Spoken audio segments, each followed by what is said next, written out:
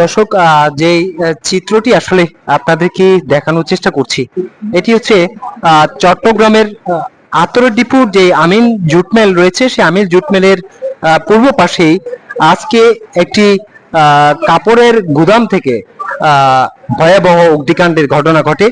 সেই ভয়াবহ অগ্নিকাণ্ডের ঘটনা থেকে আসলে যে স্থানটিতে আগুন লেগেছে, সেই স্থানটিতে কিন্তু একটি ইবাদতখানা কিংবা মসজিদ বললেই চলা যায়, কারণ এখানে প্রায় 25টি দোকান রয়েছে।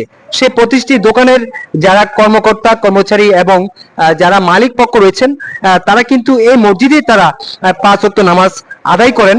সেই জায়গা থেকে আপনাদেরকে দেখানোর চেষ্টা করছি, পুরো 25টি দোকান কিন্তু আগুনে পুড়ে ছাই হয়ে যাওয়ার পরেও এই মসজিদ এখনো অক্ষত অবস্থায় এখনো রয়েছে।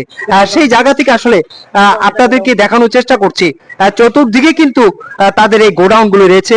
কারো কলার গোডাউন, কারো জুটের গোডাউন এবং কারো দেখেছি বাঁশের গোডাউন এবং বিভিন্ন ফলের দোকানও রয়েছে, ফলের গোডাউন রয়েছে।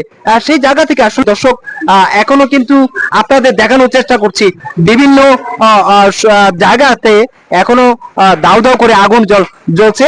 সেই চিত্র কিন্তু দেখানোর চেষ্টা করছি। দর্শক দেখতেই পাচ্ছেন, এখানে কিন্তু ফায়ার সার্ভিসের অসংখ্য কর্মী কিন্তু এই আগুনটি নেভানোর চেষ্টা করছেন। সেই জায়গা থেকে আসলে এই মসজিদের ব্যাপারটি যদি আপনাদেরকে বলে রাখি, তাহলে কিন্তু দেখতে পাবেন এই মসজিদটি আসলে এখন অক্ষত অবস্থায় রয়েছে। কিন্তু এই মসজিদটি আগুন লাগার আশঙ্কায় যারা এখানে আগুন নেভাতে এসেছেন, সাধারণ জনতা কিংবা আশেপাশের প্রত্যক্ষদর্শী যারা রয়েছেন, তারা কিন্তু এই মসজিদটি যে গ্লাসগুলি রয়েছে, সেই মসজিদের গ্লাসগুলি কিন্তু ভেঙে দিয়েছেন, কারণ আগুন লাগলে যাতে দ্রুত নেভানো যায়। আর সেই জায়গা থেকে আসলে দেখতে পাচ্ছেন এখনো এই মসজিদটি খুব অক্ষত অবস্থায় রয়েছে। সেই জায়গা থেকে আসলে আপনাদেরকে দেখানোর চেষ্টা করছি। ফায়ার সার্ভিস কিন্তু আপনারা চেষ্টা করে যাচ্ছেন মসজিদের পাশে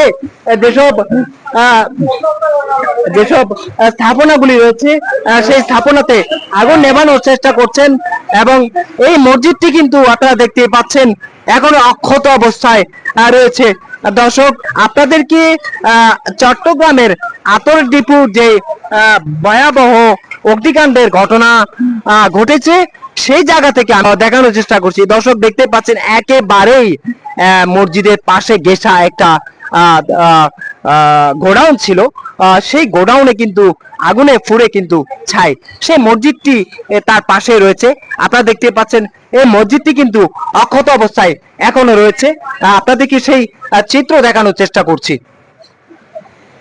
আমি দীর্ঘ 1 ঘন্টা আগে আমি ওয়ার্ড উপরে অফিসে আমাকে একজনে ফোন দিছে যে মেইন গেট আগুন লেগেছে। এই যে আমি আসছি, আসার পর এখানে ভাই মেইন গেট থেকে শুরু করে ওই যে এশিয়াডের ওদিকে আরেকটা গেট আছে, ওখান থেকে শুরু করে পর্যন্ত শুধু জ্বলতেছে।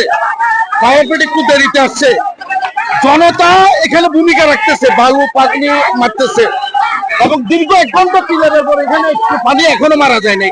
এই কন্যা যদি আপনার ছুটে যায় এখানে আর বাকিগুলো চলে যাবে। এই একটা অবস্থা এখানে। আসলে ভাই আগুনটা কোত্থেকে লাগছে সেটা আমি কনফার্ম না, তবে আগুন লাগার পরে এসে নিজ দায়িত্বটুকু যেভাবে পালন করা দরকার সকলকে নিয়ে দায়িত্বটুকু পালন করার চেষ্টা করতেছি। আগুনের কাছে তো মানুষের জীবনের কোনো নিরাপত্তা নেই।